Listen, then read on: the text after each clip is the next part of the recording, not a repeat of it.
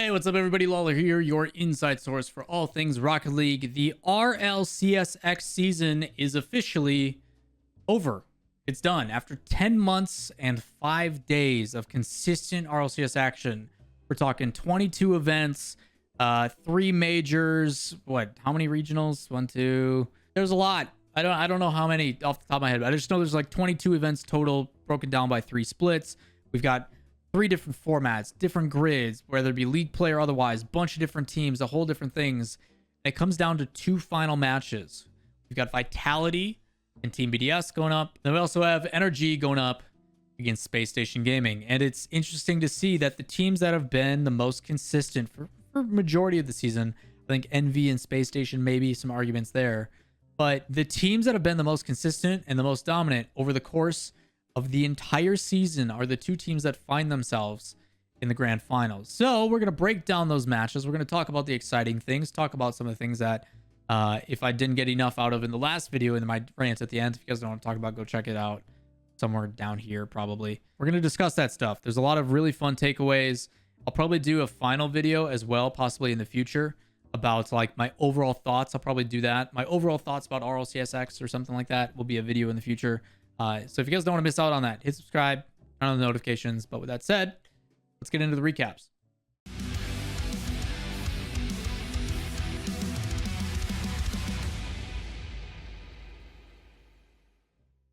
All right, everybody, grand finals time. It is between Vitality and BDS. BDS, your 1 seed, Vitality, your 2nd seed. BDS had to go through Team Queso to get here, while Vitality had to go through Top Looks. Both convincing victories.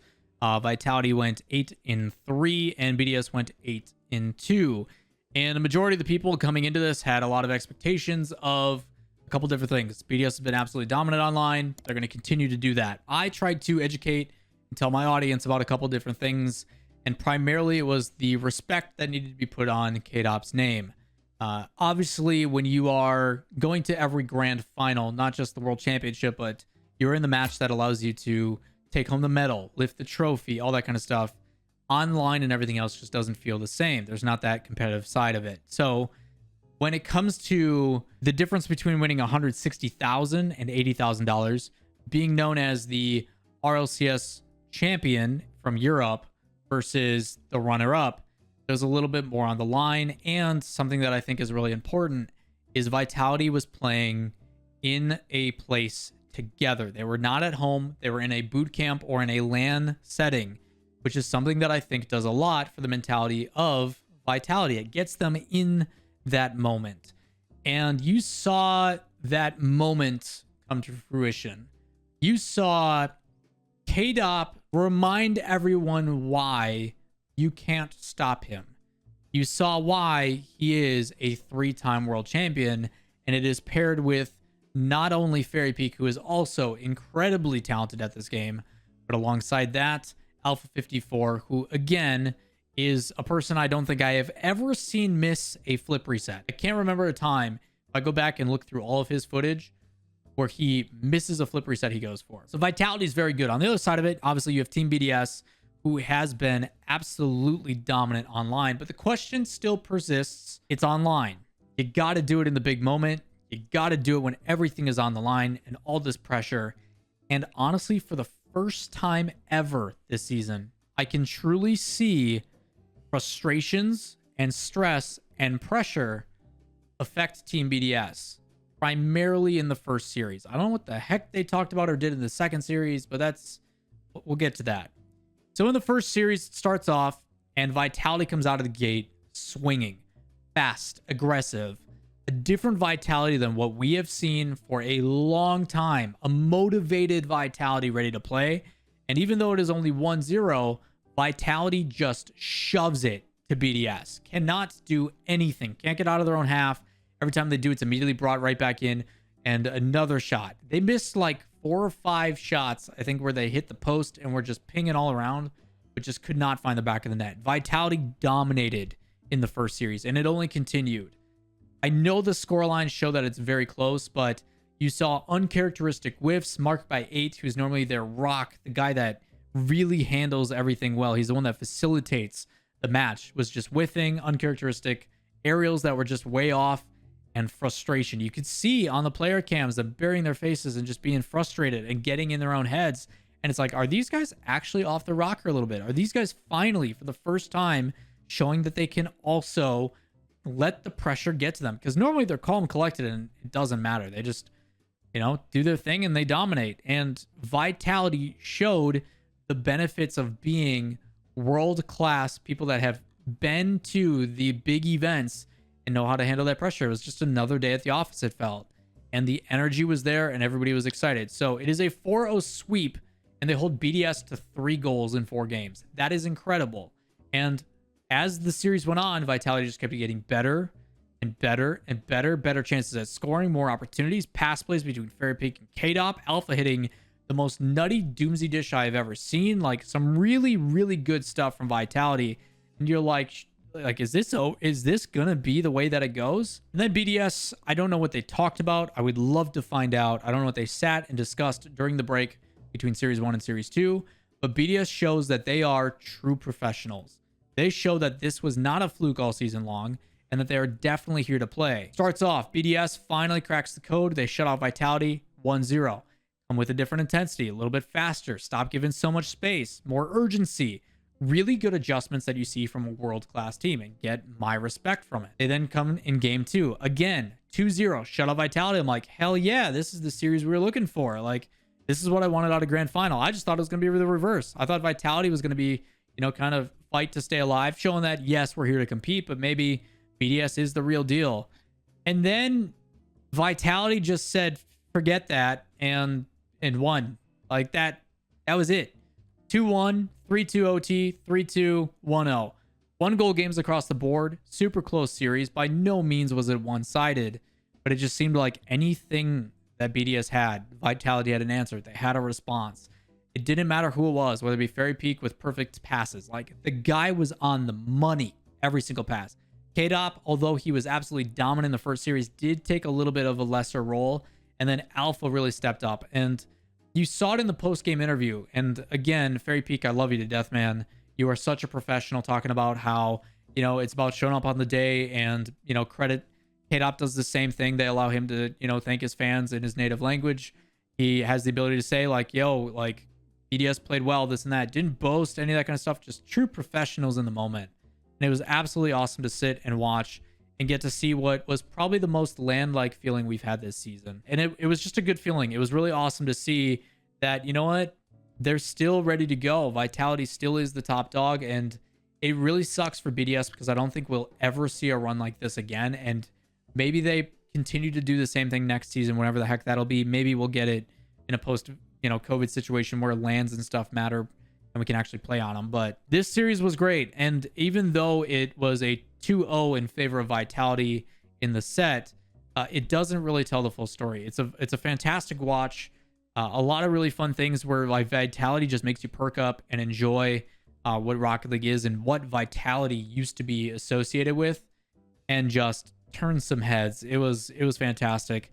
BDS as well, making those adjustments, coming back, becoming more and more of a format like this. If they ended up doing this on LAN and they only put like 1 or 2 matches a day, so the longest the broadcast time can be is like 3-4 hours, I'm all for it. It was incredible to see the bounce back, the balancing, and you make sure you have the best team winning possible. So huge fan of it. Vitality BDS, what about? And congratulations to Vitality. You win $160,000, and BDS not too shabby at 80K as well. But Vitality back on top of Europe. They are your RLCS X European champions. Next up, we then get into North America. You've got the General NRG going up against Space Station Gaming. A lot of us not sure how this one was going to go. My nod was towards Energy just because of what the team is. Still a lot of scary things because we've seen Space Station peak, and that is not a fun space station to play against. Super demo heavy. Like, this series was scrappy between both sides. Energy does, at the beginning in the very first series, just look like the better team.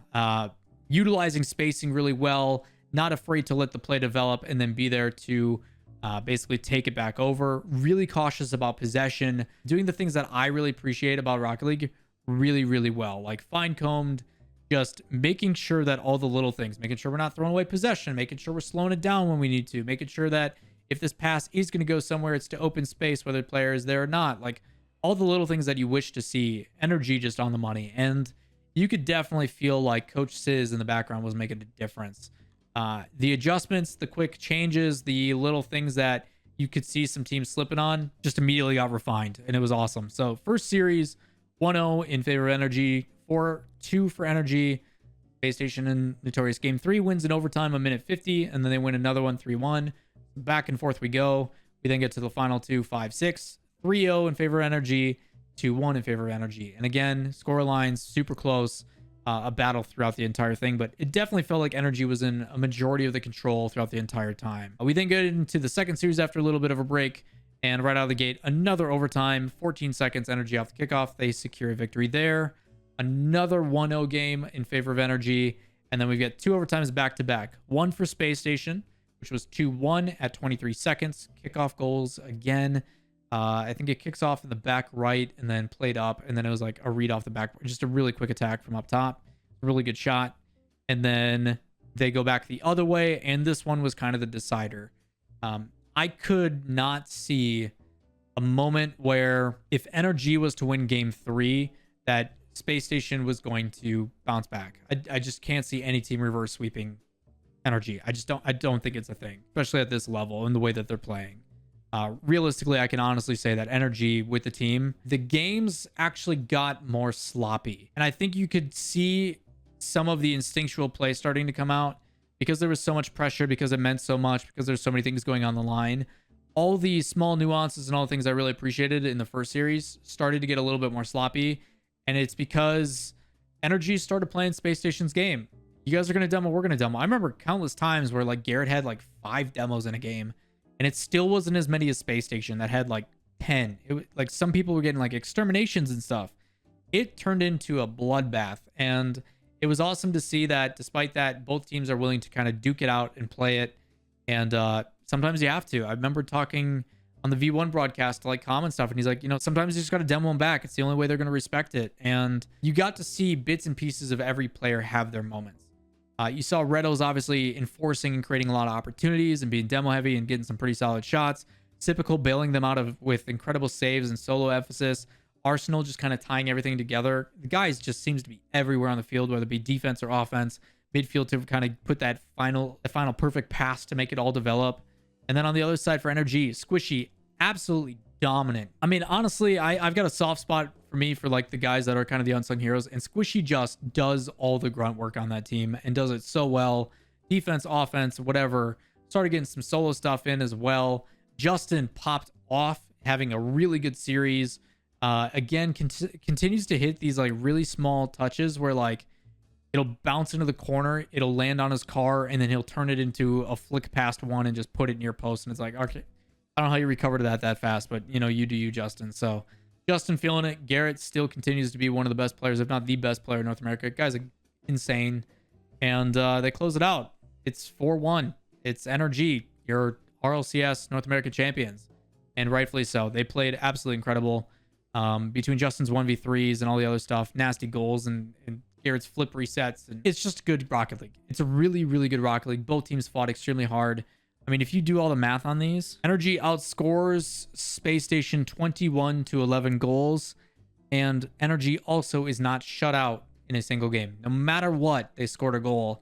And if you cannot keep a team under a goal a game at some point, it's going to be really tough. You got to find ways to stop them from scoring, but they just had answers for everything. No matter what the circumstance was, they could find a way to score. And it's really impressive against a team like Space Station that does such a good job of facilitating the midfield, challenge game, demoing you on rotation. You're starting to see some of the things that we saw at the tail end of season 9 and really in the off season come in full. Like I remember watching OG Liquid, which on paper I was like, yeah, this team's going to be great. And Fruity's impact that he had just from, you know, rotational demos where you've got the third man back, and on his way back, he just comes and demos that player and it's a transition the other way. And like those things have become such a smart and important thing to keep offense or defense to clear out whatever it may be. Those are just becoming staples of the game now. So it's really awesome to see, even over the course of the last year, what is it, 309 days or something like that? I think I tweeted out.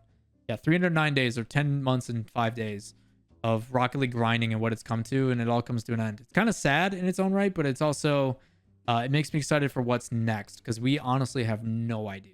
Again, massive congratulations to your top 4 finalists, but Energy and Vitality, your champs, are going to take it. I put out a cheeky tweet saying, yo, Johnny Boy was the show match for the World Championship.